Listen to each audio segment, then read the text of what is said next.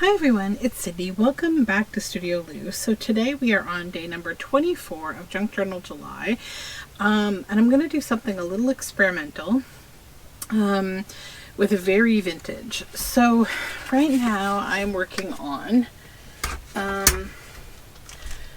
journals that are themed around an artist's sample book. So imagine different samplings of things from an art studio from an artist. So that's what I'm working on. So I want to make some like very vintagey looking or very grungy pages out of this cardstock to go with some of these very vintage photos that I have.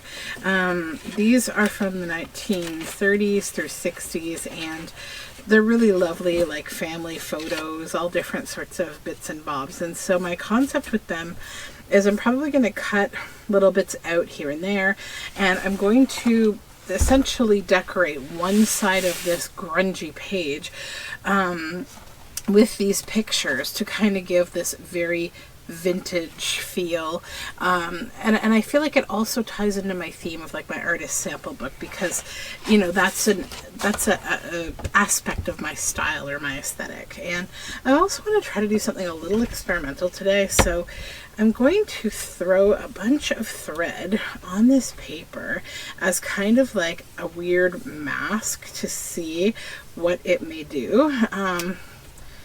So I'm just going to set it aside here, but first I want to add just one layer of kind of foundational grunginess to this paper. So I'm just going to take Distress Oxide to the edge here. And if you're unfamiliar, this is my grunge box where I grunge all things. It's gotten very warped because it's familiar with a lot of wet media. I probably need to start a new one soon. But that's okay. We're just going to add a bit of this Distress Oxide. And I need both sides to be interesting, because it's going to be a page in my journals. I'll probably only do one of the 4 that I need to create with you here, because I feel like this is going to be a mixed media kind of project, and it's going to be time consuming, but that's okay. I'm just going to use up the excess ink here. All right. So that's our foundation layer. Then let me grab my thread.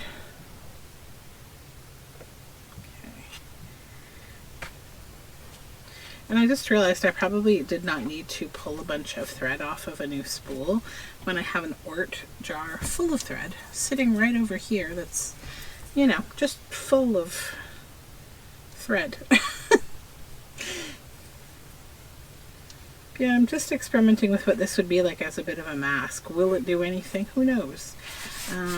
So, see if I can, I'm just going to try to bend my box a little.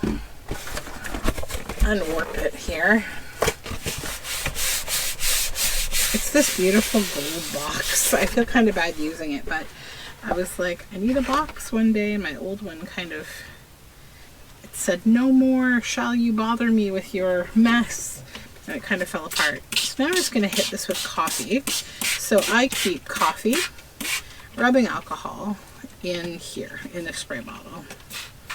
Okay, so that's just going to kind of allow the wet media that I'm going to use to have a little bit of a lift off. Now, a while back, I did a video on how to make your own inks with old Pantone markers, and so that's what this is. That's also what this is. And these all have varying degrees of how they spray. They're a little weird. Because unlike most people, I do not clean my spray bottles like I should. This one is going to definitely tell me that. This is gray, and the sprayer is all clogged, so we got a sprinkle here. This is an acrylic spray. Whoops. Let's hit that with some coffee, just to spread it out a bit.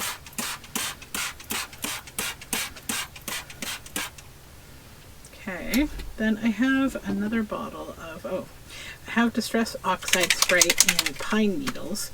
I'm just going to put a little on there, almost like a patina, but with other colors. And there it is. I'm like, I knew I had another spray. This one is Cocoa, I think. Yeah, Cocoa. So this is Marabou Acrylic Mixed Media Art Spray. And this is primarily the color that I think I'm going to want for this. Okay, now let's go with a little more pine needle. Just kind of bring it close to you for a minute. Come back a little and... Okay, so now there's this, okay? And I like it. I like how it's looking. It's got the colors that I want. Now I'm going to take the next paper. We're going to squoosh them together.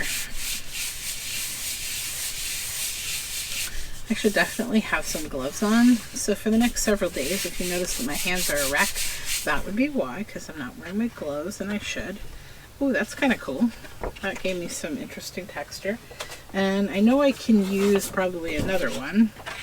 So maybe we'll get a little initial color for the other pages by doing this. That's great. Always good to use your product if you can. Nice. Alright, so that's good. Now let's grab my tweezer here instead of my fingers and just pick the paper up and see what happened. Oh, it did work. Nice. Okay, good. Alright, so I need for this to dry. I'm also curious to see what has happened to the other side. Did it get grungy? I'm really hoping it did. It did. Okay, so it got wet enough. Okay, so now what I'm going to do, I'm going to dry this with my heat gun, and I will pause for that so that you don't have to listen to it because I'm not that mean. I'll be back. Alright, so I've got this side like, you know, probably 50% dry. But I'm going to flip this now because I want to actually mark up the back more. I don't want the primary color here to be really super red. I'm okay with a bit of red, but I don't want it to be super, super red. So let's spread out this thread again because it's just cool. I love what happened with it. And then I'm going to come in with the Cocoa, the primary color that I want this to really be mostly is brown. Okay. Then we'll use a little of this marker spray, and this kind of, it's like an olive green, but you won't know that on here. I'm just using it to neutralize the red because these are contrasting colors, right? So they'll kind of brown each other up. Now come back a little, and I'll throw some of that on there. Then let's just hit it with a bit of coffee, and I know I'm undoing all my dryness that I wanted, and that is okay because I'm going to now also, I've got another of the papers that I'm going to be using under here. I was using it to kind of do some lifting, so I'm going to do that again here.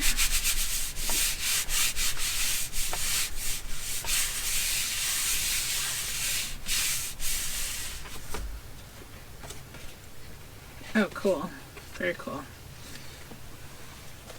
Let's come back with one of the other ones that I already used. We'll do the other side here.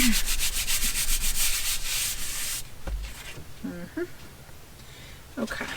Pick up any extra product that's laying around and then get those out of my way. And then my tweezers again to pick up my threads and throw them off to the side. Alright, so I think the color on this now is just about perfect for both sides. So I will continue drying this or re-begin drying it again. You know, creating interesting paper with sprays like this in a mixed media way, it takes a little time and a little technique. You don't have to use a ton of product if you don't want to, like if you're concerned about the bit of product that you're seeing me use here.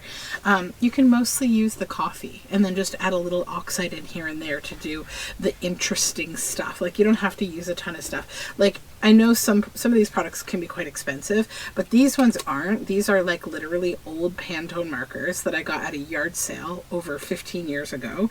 And I took the nibs out and put them in alcohol. So it's like making your own kind of alcohol ink. So see those marker nibs in there? That's what's inside of here. So don't stress too much if you're like, oh, look at all the products she's wasting. I haven't used a whole lot really of these, and definitely not of the oxide, right? Because I know sometimes people watch videos and they think like, oh, look at all the product they're using, like especially where like people are doing oxide spraying on, you know, a plastic surface and then dipping it, and like I totally get it and I feel the same way sometimes. So yeah, just let your comfort level raise a bit with that, because I'm not really using a ton of product. So let me dry this and I'll come back again. Okay, so my papers are now all dry, and I really love how they turned out. They're super fun and interesting, and I like how the string went down, or the thread went down on the pages. I think that's a lot of fun. So I'm just going to sort of randomly choose one here. Guess we'll go with this one maybe. Yeah, we'll go with this one. So the first thing that I want to do is just give this a fold. And I'll get my bone folder here, because this is going to actually be a page in my journal.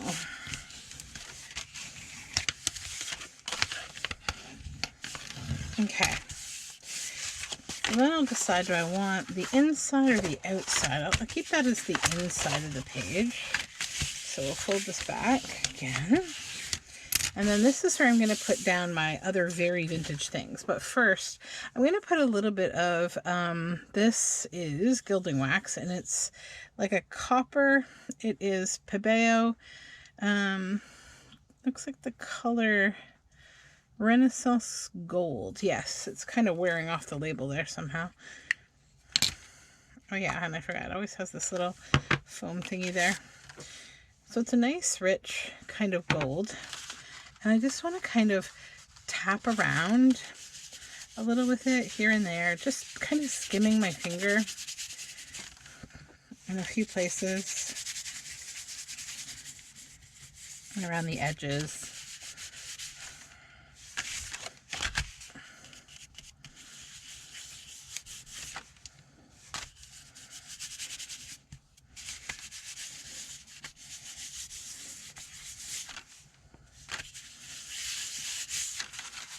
Okay. A little on the inside as well. Maybe down the crease nice and bright on the inside.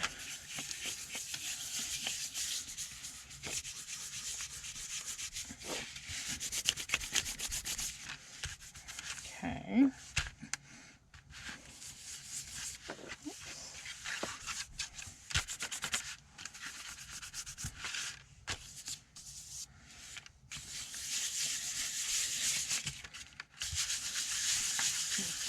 This gilding wax a little more heavily on the inside, just because this is like the plainer side of the paper.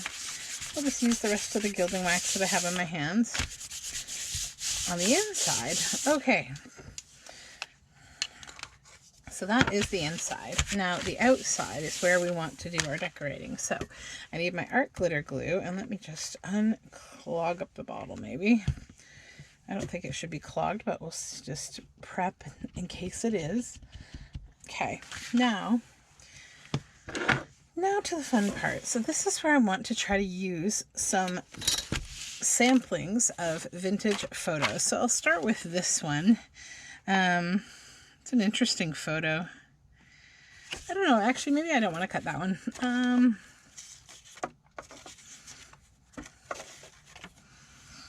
This little baby birthday.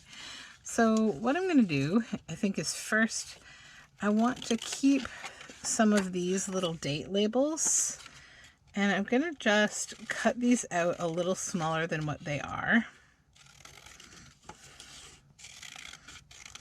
I love that Dad has his eyes closed here in this picture.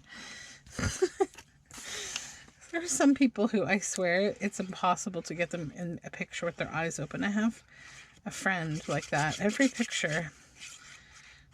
I had an uncle that was the same way. Like every single picture of him, like His eyes were closed. It's too funny. And we'll take this little date label here.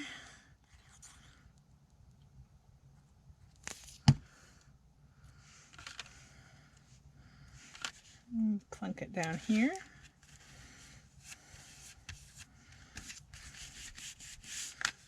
Okay.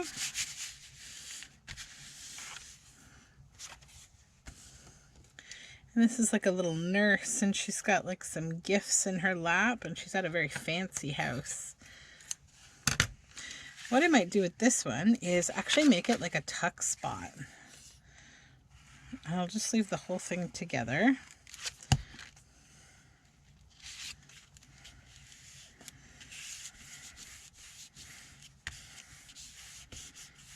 So now I can tuck something in there. Then, look at this lady under the tree here. That's a different generation though for this. These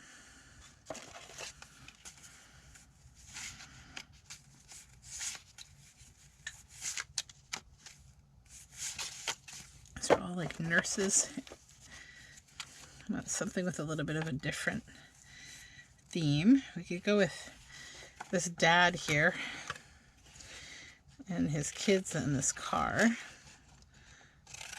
And I'll grab this pole, this electrical pole above them. Let me just straighten this side a little. There we go. And maybe we'll plunk that up at the top.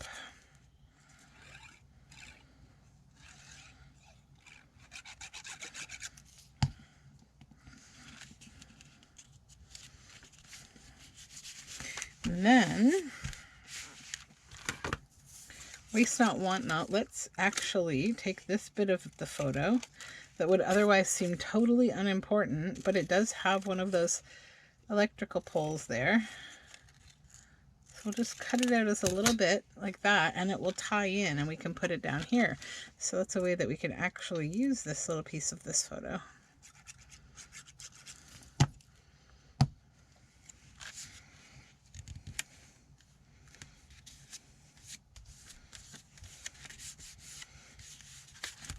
Okay, and then we flip over to the other side. Okay, so over here, cute kids. Let's go with maybe this one. Let's make a pocket with this one.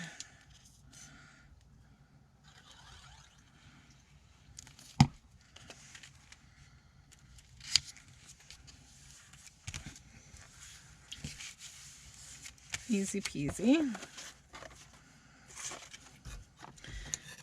And then maybe I'll take this image of these two nurses along with the date label at the top. Go right under their little feet. Keep that on.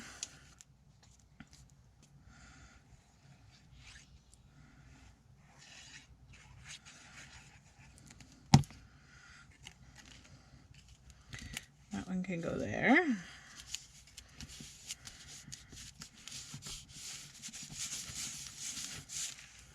And then maybe one more.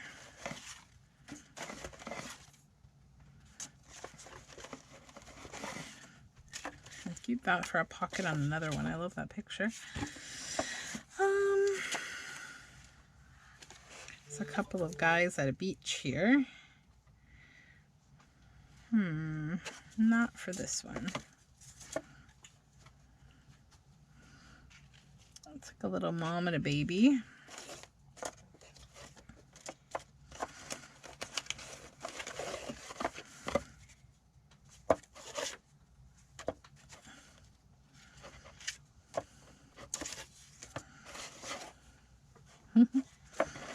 So hard to like decide what to use with these kind of old photos because like they're so cute whole, it's hard to cut them apart, but I think I will. Maybe I'll cut this one because I would never use the bottom of this anyhow because it's a child in the bath, but I will use the top. That's cute. So we can go ahead and cut that out.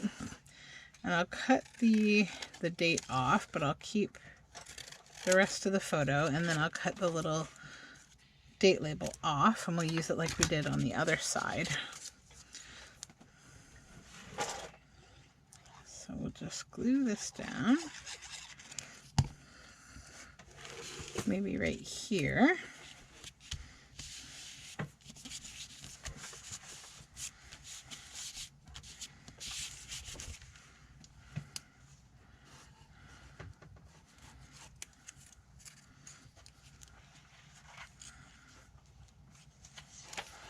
And put the label up above it.